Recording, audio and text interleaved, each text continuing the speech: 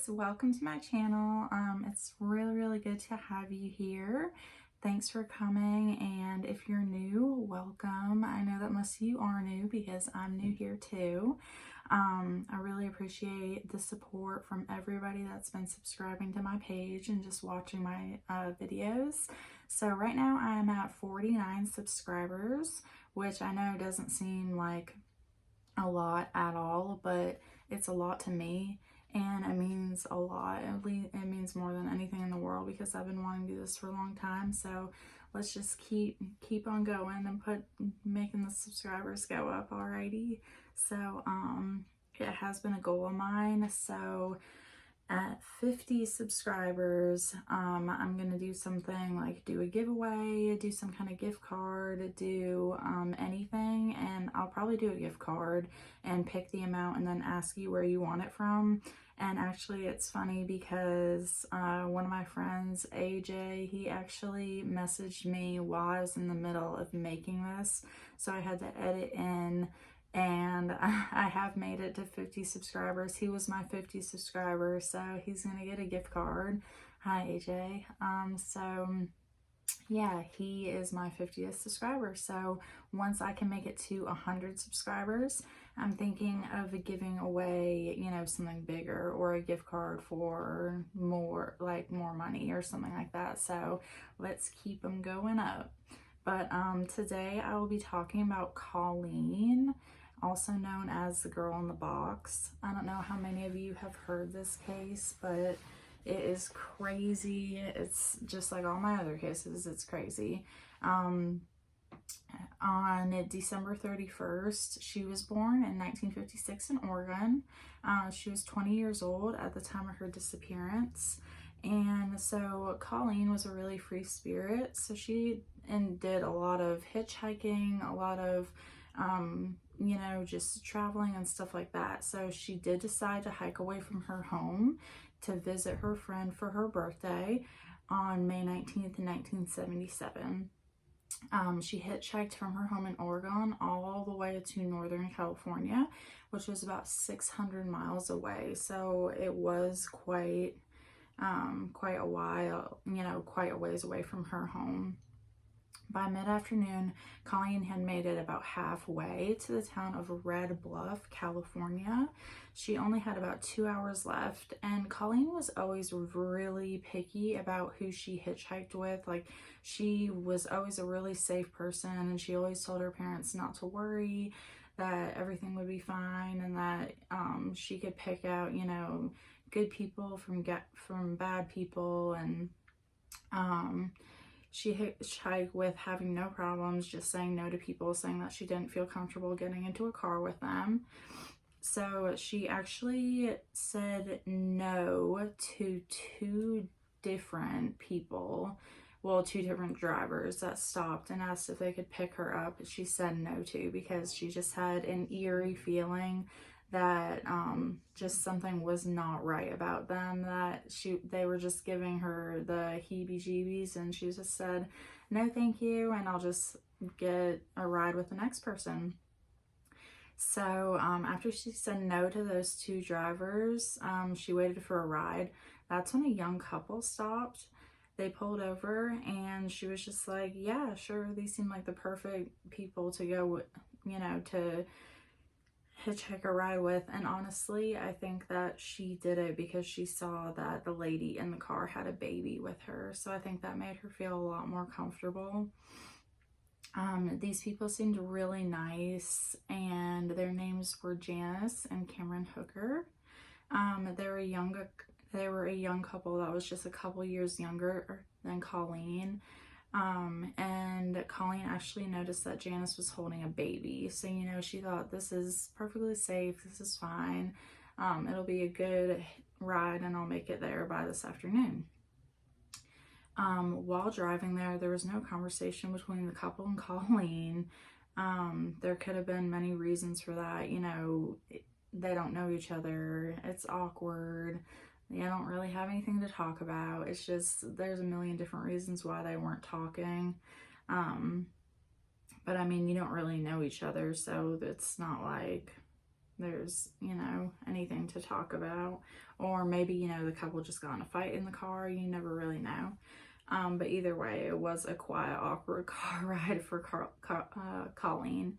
But after driving in the vehicle for a while, Colleen did start to feel uncomfortable when she noticed Cameron kept looking in his rearview mirror at her, almost like he was kind of like checking her out. Like he kept looking back, and just kept looking at her, and it was giving her a really uneasy feeling.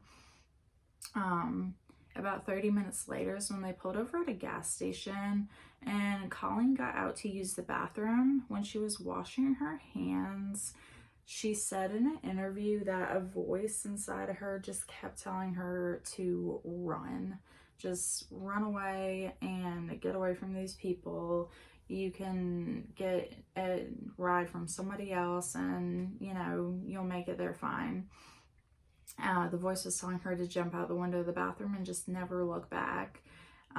But she kept thinking to herself, why would, you know, this nice looking family with a baby want to do anything to me or hurt me or anything like that? So Colleen went against her good instincts and got back into the car with the hookers, and they continued driving. But then after a short while, Cameron Hooker turned down a really deserted road, and that's when he stopped.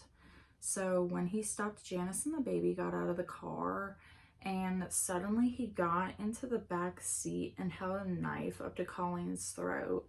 And that's when she said that she looked over next to the seat next to her in the car and noticed this big box. And, you know, she hadn't really noticed it before. She was just noticed it now. And she said, you know, I'll do whatever you want. And then, you know, he said, yeah, you are going to do whatever you want. And he brought her back to their house. So Cameron first gagged, handcuffed, and blindfolded Colleen in the back seat. And that's when he turned to the wooden box that had been sitting next to Colleen the whole time. She just never noticed it, like I said. Colleen says it had hinges and a hole where you put your head, and he put it on her over her neck and locked it. So Colleen was in the back seat, gagged, blindfolded, and she had this big box on her head. And let me mind you, this box, she could not see, she couldn't hear, she didn't have any sense of direction, nothing at all. Like, imagine how scary that would be. I would be freaking out, especially if you're claustrophobic.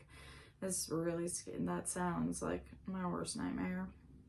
So she was in the back seat with this box over her head when she heard the noise of the car turn back on. That's when they drove to the couple's house in Red Bluff, and Colleen was led down to the basement. This is when he removed all Colleen's clothes, and he got her to stand on the box, and he tied her wrists to pulleys, and well, he hooked her wrists onto hooks onto the ceiling without saying anything, and he pulled the box out from under her, and it just left her suspended in the air. And he just left her there for hours. The first couple hours that she was in the house, she was suspended in the air and just laying there. Or not laying there, but, you know, from the ceiling, just hanging from the ceiling. Imagine how bad your wrist would hurt. Like, it's crazy. She started screaming because she was in just so much shock about what was going on. Like, she had no idea, and she went against her instincts, just something that she wouldn't do, and she was just really, really scared, like any of us would be. So he pulled the box out from underneath her, and that's when she started screaming because she was in so much shock of what was going on. Cameron got out a whip to punish her to stop her from screaming. After this, she just sat there and cried because she wasn't sure what was going to really happen next. I mean, I don't think anybody would. Cameron abused and tortured Colleen in the basement for that night, still blindfolded and hooked to the ceiling. But he does allow her to get out of the box and sit on it. And that's when he saw the box that was in the car earlier, and he decided to put it on her head. He left her wrists tied to the side of the box and left her there all night.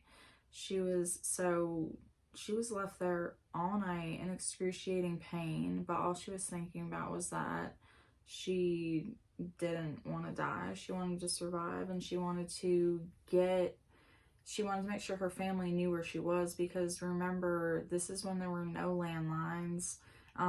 Colleen went hitchhiking and just told her parents that she was going to a friend's. So they just thought that she was at a friend's, and the friend thought that she was on the way to their house. So nobody suspected anything. They just thought that she was hitchhiking to them.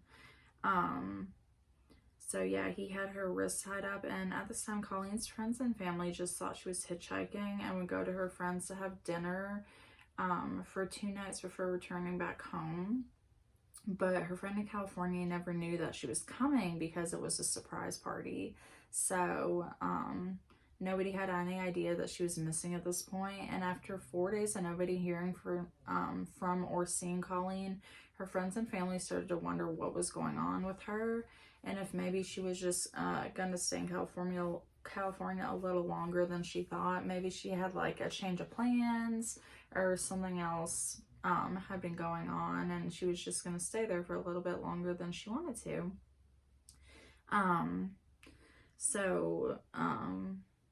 Colleen was definitely the type of person, though, to always let her parents and friends let them know where she was. So when days went by, they really started to get worried then. They were like, well, this isn't like her. She would never do this. And that's when Colleen's parents started searching themselves, and they drove 700 miles to get to California to search for their daughter, and drove between there and Oregon, stopping everywhere that they could to ask if anybody could see their daughter.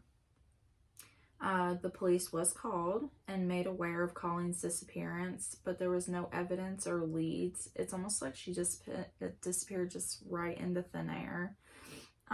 Colleen was naked and blindfolded the whole time that she was in Cameron's basement, and for 23 hours a day, she was made to lay in a tiny space and was let out for 1 hour a day. And that 1 hour that she was let out, she wasn't let out to do anything fun or to go shopping or to get coffee or anything. She was let out to be whipped, abused, raped, sexually assaulted, everything that you can imagine, everything horrible.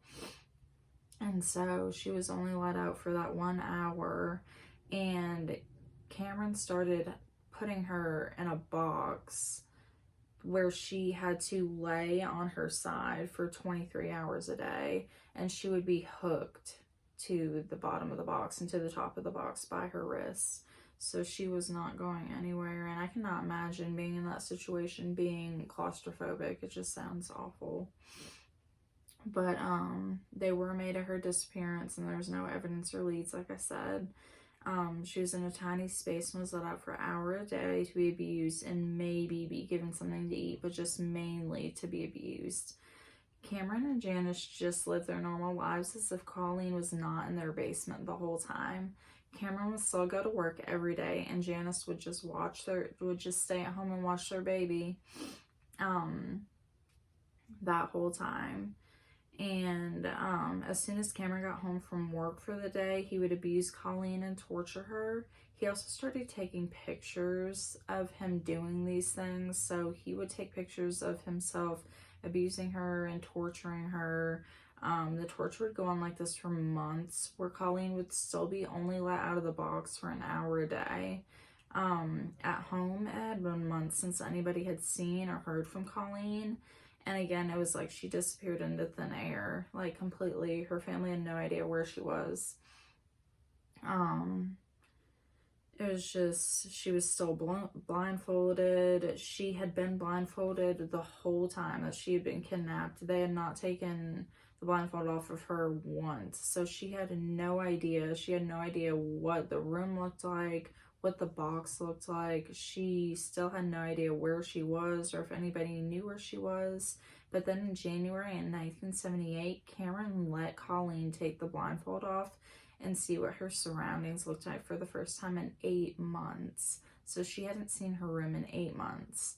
And he actually had this contract for Colleen. This is very interesting to sign, which talks about kind of like a slave organization that was called the Company, quote unquote. And he told Colleen that she had to sign this contract in order to stay with him, and if she didn't sign, she would be turned over to like a much worse slave master of the company, and she would be killed, and whoever was in the company would kill her family also. So Colleen did what he said because she believed him. She didn't want to be killed, and she didn't want her family to be killed, so she signed the piece of paper. Cameron told Colleen that if she ever tried to escape, the company would find her and kill her and her family for not following her rules. She was still made to be in the box, but now she wasn't blindfolded anymore, and she was able to stay clothed. Unlike before, she had to be naked inside of the box. So she had a little bit more, pride. She got to at least be dressed instead of naked, just handcuffed to something. But in May of 1978, nearly a year after her abduction, the Hooker family decided to move to a mobile home with Colleen still in their captivity. So they moved, they did all this stuff. Now at the new home, Colleen's new box was built underneath the couple's waterbed. So she could hear everything that was going on above her, and had to succumb to this for the next 2 years. And again, they're still keeping her in there for 23 hours, and she gets to come out for 1 hour. So she gets to hear everything that's going on above her, all this, and she even gets to hear them make their new child. So at this point, Colleen's freedom expanded some more. They would let her out of the box a couple more hours a day to do chores and to help them around a house. Also to do some gardening outside, and to just do, help Janice with the baby. She was getting closer to the baby and things like that. Cameron and Janice eventually had another child, and Colleen was made to look after her and take care of their new baby. So Cameron started building what he called a dungeon, where he was planning to keep Colleen and other young girls that he was planning on abducting also, and made Colleen actually help him build this dungeon. Eventually, Colleen was able to do things around the house without supervision, and Cameron and Janice was giving Colleen a lot more freedom, more than the 6 hours. There were neighbors all over, phones all over the house, but Colleen never tried to escape one time. She never tried to escape. She never tried to call home. Nothing like that. She had so many chances, but she was so scared of the company that Cameron told her about, that they were going to kill her, that she wasn't going to try to take any chances at all. She just didn't want the company to kill her or her family. In 1980, Colleen had been held captive and tortured for 4 years.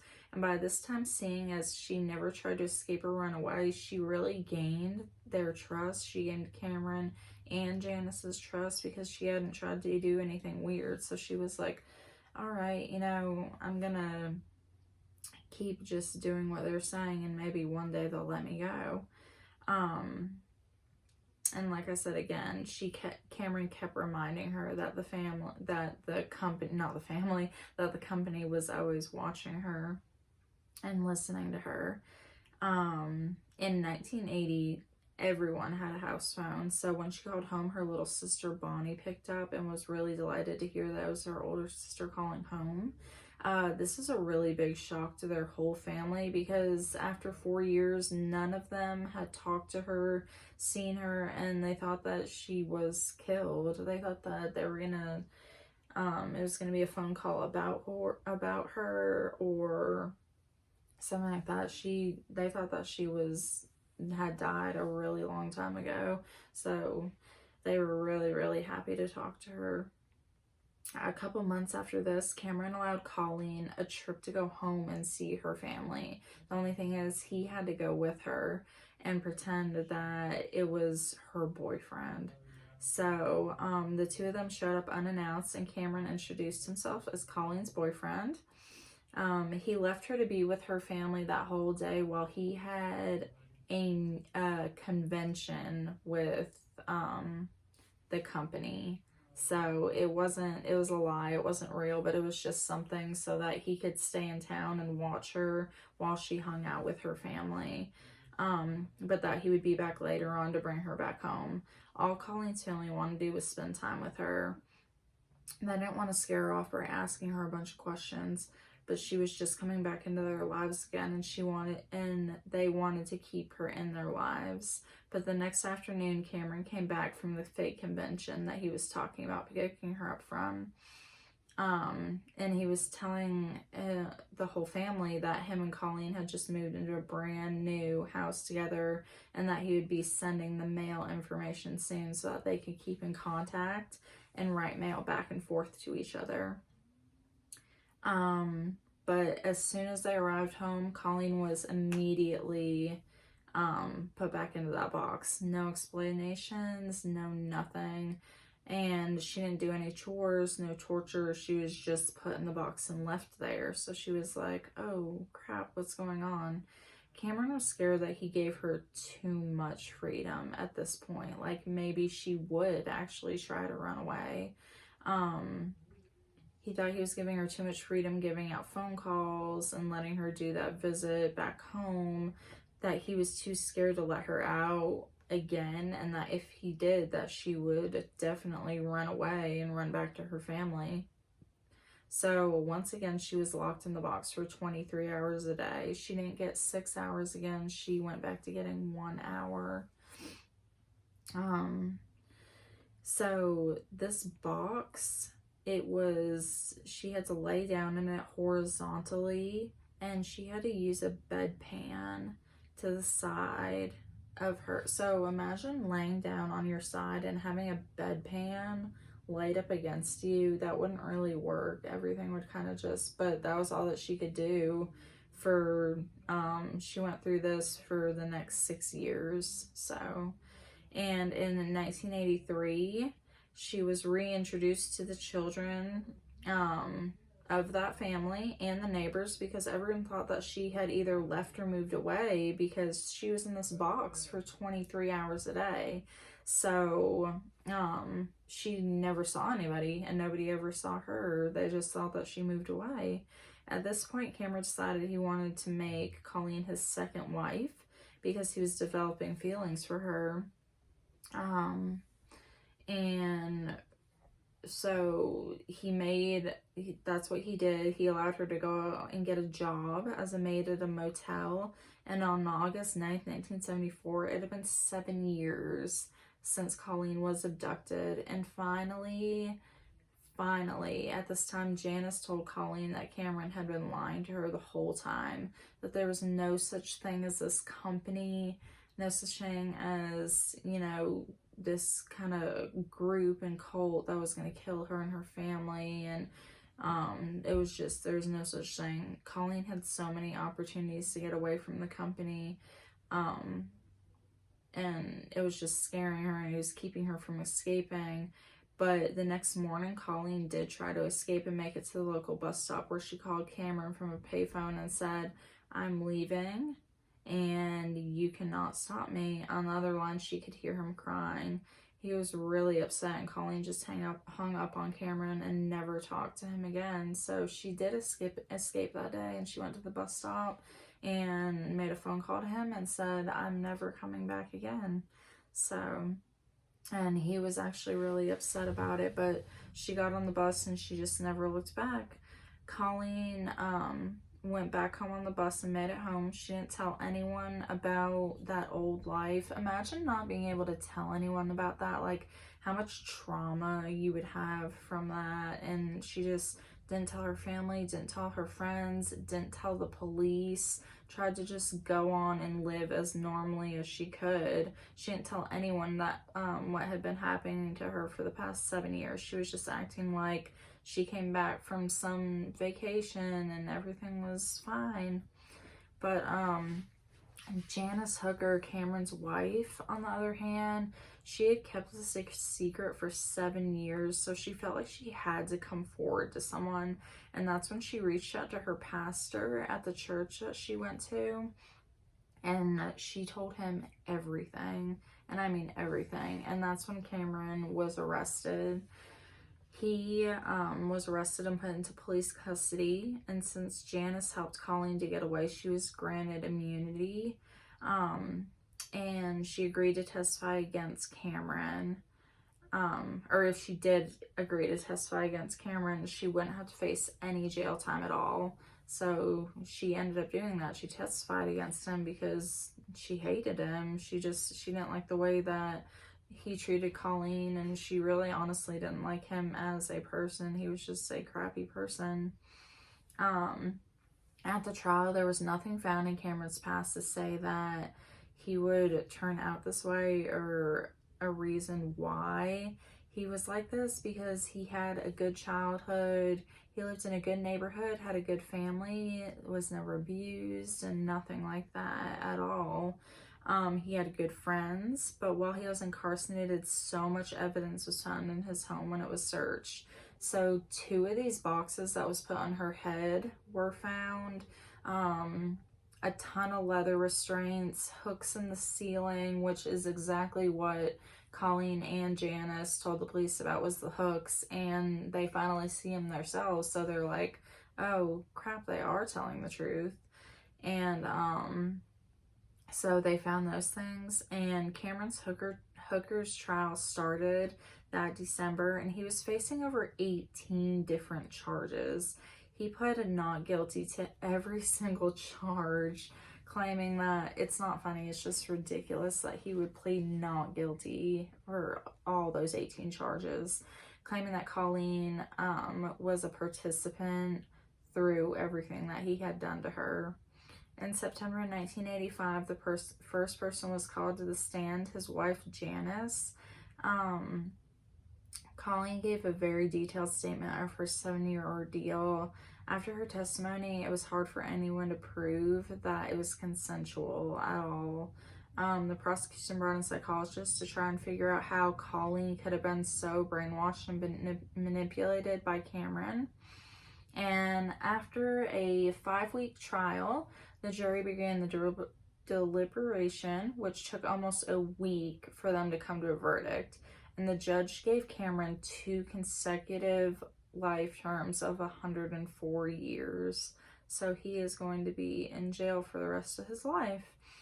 And right away after that moment, I love this, but Colleen wanted to get a car, she wanted to get a job, she wanted to do all the normal things that people did in their lives, because all the things that she missed while she was locked up, because she was now locked up for nearly a third of her life. So she wanted to get to go out and live a life. So she later on got married and she went to college. She got a degree in accounting, and she just did a lot of great things. She got her degree. She used her experience to campaign against abused and abducted women.